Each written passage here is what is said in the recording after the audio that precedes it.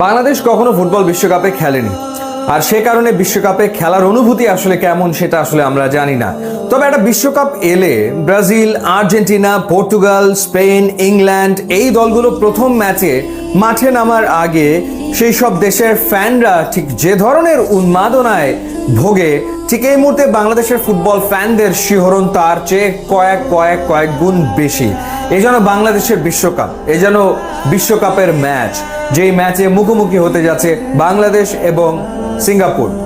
এবং সবাই ঠিক এই মুহূর্তে ফুটবল নিয়ে আলোচনায় মগ্ন। সিঙ্গাপুরের বিপক্ষে কি হবে বাংলাদেশের ফরমেশন, সিঙ্গাপুরের বিপক্ষে জেতা সম্ভব কিনা, সিঙ্গাপুরের বিপক্ষে গোলটা কে করবে। ঠিক বিশ্বকাপ এলে যেরকম আলোচনায় মগ্ন হয় ফুটবল ফ্যানরা যে এবারের বিশ্বকাপে লিওনেল মেসি কেমন পারফর্ম করবে, কিংবা ক্রিস্টিয়ানো রোনালদোর পারফরমেন্স কেমন হবে, এমবাপে, নেইমাররা কেমন খেলবে, ঠিক সে ধরনের একটা আবহ কিন্তু এই মুহূর্তে একেবারে বিরাজ করছে, সেটা নিঃসন্দেহে আমরা বলে দিতে পারি।